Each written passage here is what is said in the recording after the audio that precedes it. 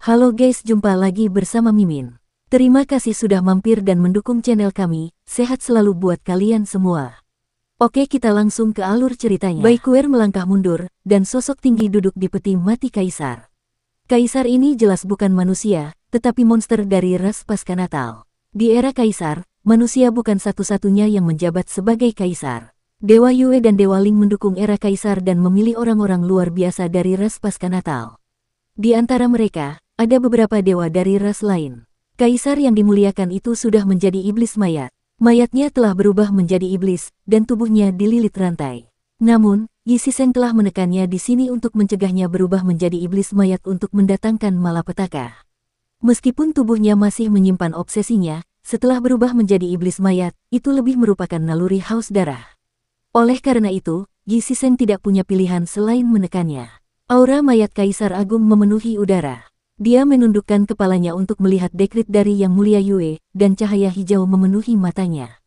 Ki mayat di tubuhnya terlalu kuat, membuat orang merasa sangat tidak nyaman.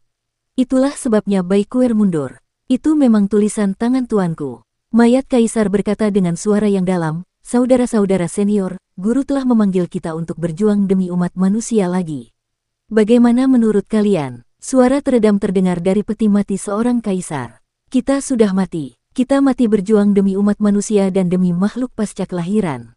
Meskipun jantungku tak lagi berdetak dan darahku tak lagi mengalir, pertempuran saat itu masih membuat hatiku berdebar-debar karena emosi. Tapi kita sudah mati. Suara berat terdengar dari peti mati Kaisar lainnya. Masih ada suara genderang perang di pikiranku.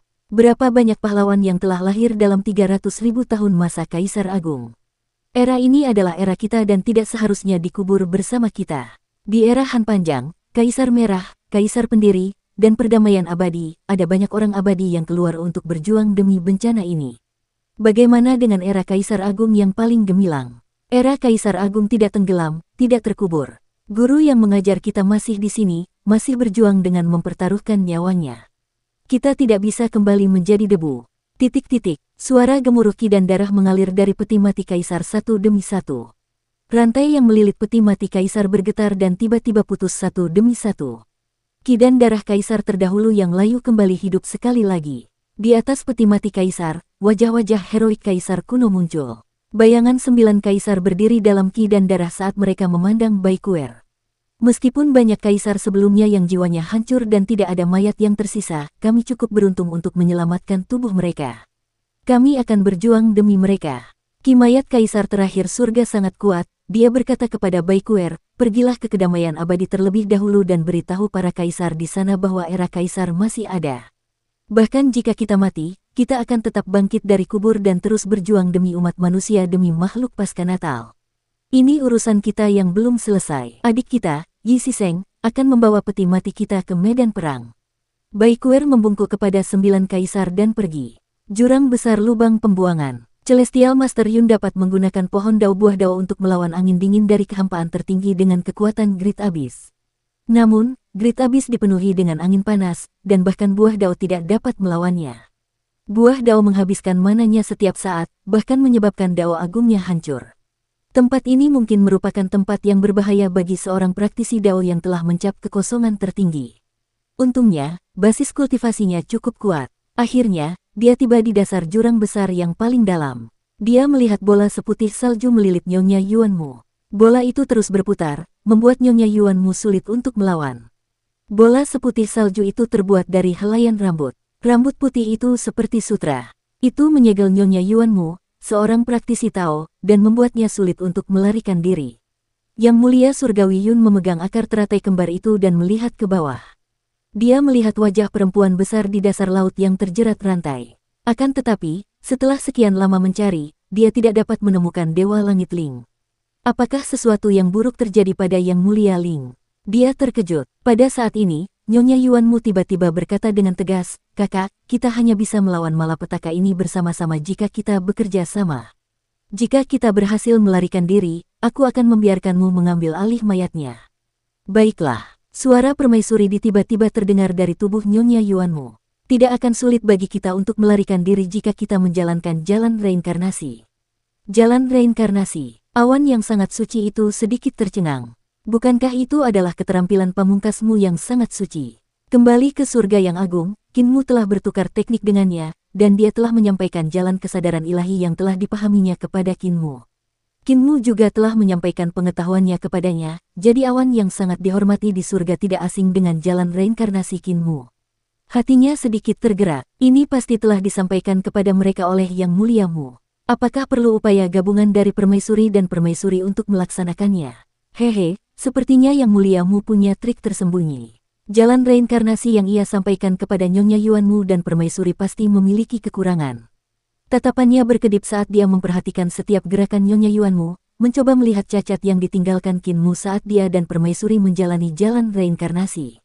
Di bawah, di dalam bola bundar, permaisuri dan Nyonya Yuanmu mengendalikan tubuh jasmani mereka dan menjalankan seni reinkarnasi ilahi bersama-sama. Roda-roda cahaya berputar dan memotong keluar dari bola bundar berambut putih itu. Dimanapun rambut putih itu terpotong, akan terbentuk ruang lubang pembuangan. Namun, lingkaran reinkarnasi terpotong dari lubang pembuangan, sehingga mustahil untuk menghentikan tubuh mereka. Nyonya Yuanmu melewati jalur reinkarnasi dan dengan cepat lolos dari bola bundar berambut putih itu. Dia segera melesat ke langit dan bergegas menuju Yang Mulia Yun. Nyonya Yuanmu sangat gembira dan tertawa kecil. Kakak, kamu benar-benar naif. Apakah kamu benar-benar berpikir bahwa aku akan memberikan tubuhku kepadamu? Pada saat ini, dia melihat seorang pria tampan melayang turun dari langit. 10 jarinya bergerak dan mekar seperti kelopak bunga teratai. Nyonya Yuanmu terkejut. Dia melambaikan lengan bajunya untuk menghalangi, tetapi pria itu menunjuk ke lingkaran reinkarnasi yang berputar. Nyonya Yuanmu mendengus dan tahi lalat di antara alisnya berubah menjadi tahi lalat merah. Menteri Yun. Permaisuri Kaisar mengangkat kepalanya dan tatapannya tertuju pada Yang Mulia Surgawi Yun. Permaisuri Kaisar. Pendeta Yun membungkuk sedikit. Di mana Pendeta Ling? Yang Mulia Ling telah dikirim ke alam semesta prasejarah oleh Tuan Muda kedua Istana Miro di lautan yang kacau. Dia berkata bahwa dia ingin memenuhi reputasinya yang tak tertandingi. Permaisuri Kaisar bangkit ke udara dan berkata dengan suara yang dalam, kau membantuku menekan si jalang kecil. Aku tidak akan berbohong padamu. Master Surgawi Yun berjalan berdampingan dengannya dan berkata, saya percaya padamu, Permaisuri. Keduanya bergegas keluar dari jurang besar yang paling dalam. Satu mendarat di sisi kiri jurang besar, dan yang lainnya di sisi kanan jurang besar. Tatapan Permaisuri Kaisar tertuju padanya dan berkata dengan acuh tak acuh, lalu mengapa kau masih mengikutiku, Tuan Surgawi Yun? Apakah kau harus menyerangku? Master Surgawi Yun menggelengkan kepalanya dan berkata, Yang Mulia, meskipun Anda telah menjadi penguasa tubuh ini, apa yang akan Anda lakukan ketika Anda kembali ke pengadilan surgawi? Master Surgawi Hao mungkin tidak dapat mentolerir Anda. Permaisuri mendengus dan berkata, aku akan pergi ke awal yang absolut. Dengan dukunganku, awal yang absolut akan dapat naik tahta. Master Surgawi Yun tertawa terbahak-bahak, dia menggelengkan kepalanya dan berkata, Yang Mulia masih sangat naif. Saat itu, Anda dikhianati oleh awal absolut dan Yuanmu dan berakhir seperti ini. Ketika Anda berbalik, Anda masih harus bergantung pada pezina itu. Permaisuri, Anda ahli dalam seni reinkarnasi. Tidakkah Anda akan menyamar sebagai Nyonya Yuanmu? Jika Anda menyamar sebagai Nyonya Yuanmu, apakah Yang Mulia Hao masih akan waspada terhadap Anda?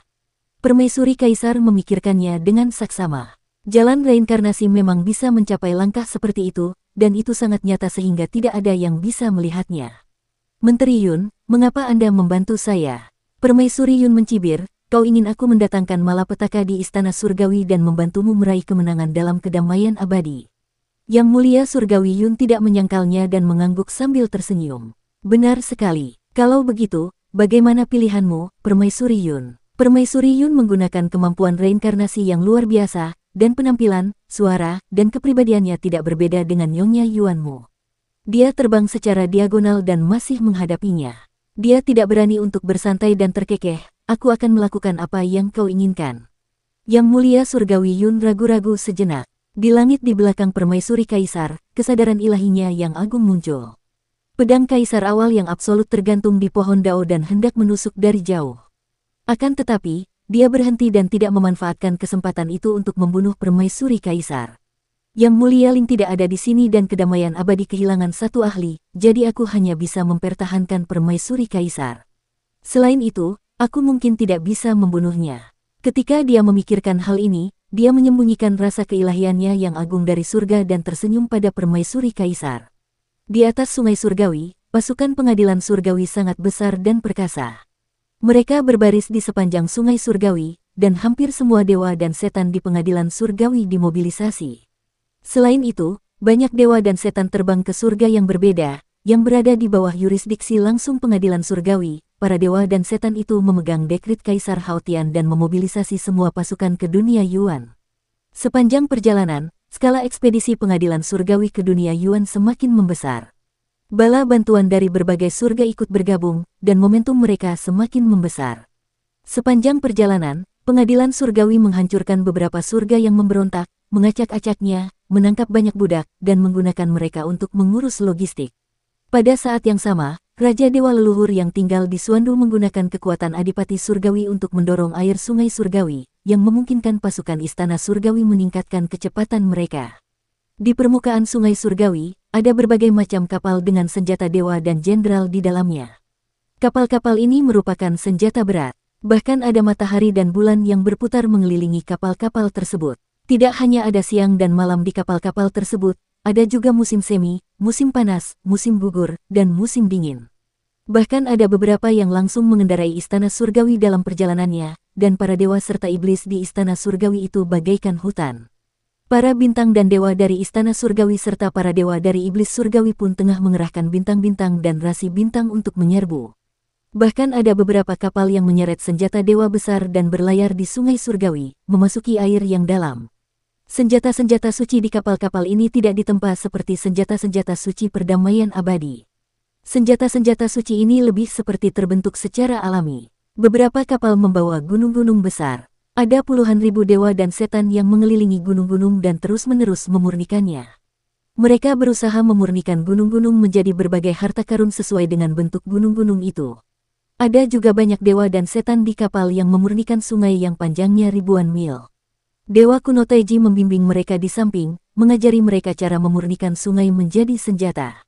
Bahkan ada beberapa kapal yang memiliki gerbang surgawi, 9 platform penjara, platform giok, dan raksasa lainnya yang semuanya dicabut oleh tentara dewa dan iblis dari pengadilan surgawi dan disempurnakan menjadi harta karun. Pengadilan surgawi bercokol di pengadilan leluhur, jadi seberapa luas dan seberapa kayakah pengadilan tersebut. Mereka telah menggali semua tanah suci di istana leluhur, dan tanah suci ini lahir dengan kekuatan yang tak terbatas. Meskipun jalur penciptaan istana surgawi lebih rendah daripada kedamaian abadi, kekuatan tanah suci ini cukup untuk menekan segalanya. Dengan terkumpulnya 1 juta tahun, bukan saja jumlah dewa dan iblis jauh melampaui kedamaian abadi, sumber daya keuangan mereka juga jauh melampaui kedamaian abadi. Kaisar Langit-Langit luas kembali ke kamp utama pasukan pusat dengan ekspresi muram. Pertempuran dengan Qin Mu telah memberinya rasa krisis yang kuat. Ujian ini telah membuatnya melihat bahwa kekuatan pertempuran tingkat tinggi dari kedamaian abadi tidak lagi kalah dengan istana surgawi.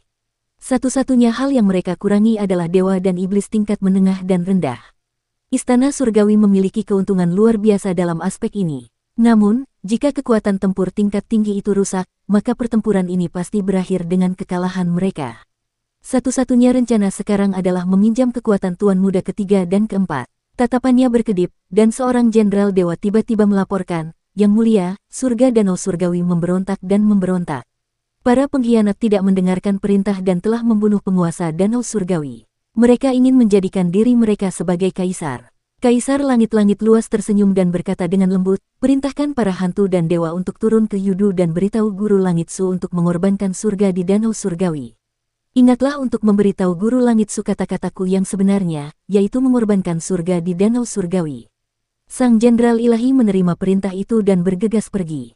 Kaisar surgawi Haotian bersandar, dia bergumam, mengorbankan surga untuk Tuan Muda ketiga seharusnya bisa ditukar dengan seorang praktisi Dao, kan? Tuan Muda ketiga juga akan melihat kesetiaanku dan pasti akan meminjamkanku lebih banyak kekuatan. Dan aku hanya selangkah lagi untuk menyelesaikan teknik istana surga kedua. Pada saat itu, kedua teknik akan berada di tanganku. Dia benar-benar santai. Yang muliamu, oh yang muliamu, aku tidak akan membiarkanmu menjadi iblis dalam diriku lagi. Kau pasti akan kalah dalam pertempuran ini. Hari untuk mencapai perdamaian abadi sudah dekat. Ultimate Void, tanah terlantar. Di depan prasasti batu persegi besar, pintunya mengambang. Qin Mu mengangkat kepalanya untuk melihat prasasti itu. Prasasti batu itu disempurnakan dari batu kekacauan dan tidak bisa dihancurkan. Kinmu memeriksa kata-kata pada prasasti batu itu dan setelah beberapa saat, ia mengulurkan tangannya untuk mematahkan sepotong prasasti batu itu dengan paksa. Ia mengangkat kepalanya dan menelan batu kekacauan primal itu. Batu kekacauan primal ini pasti sangat bergizi. Jika aku memakannya dan memurnikannya menjadi ki ungu primordial, aku mungkin bisa pulih ke kondisi puncakku.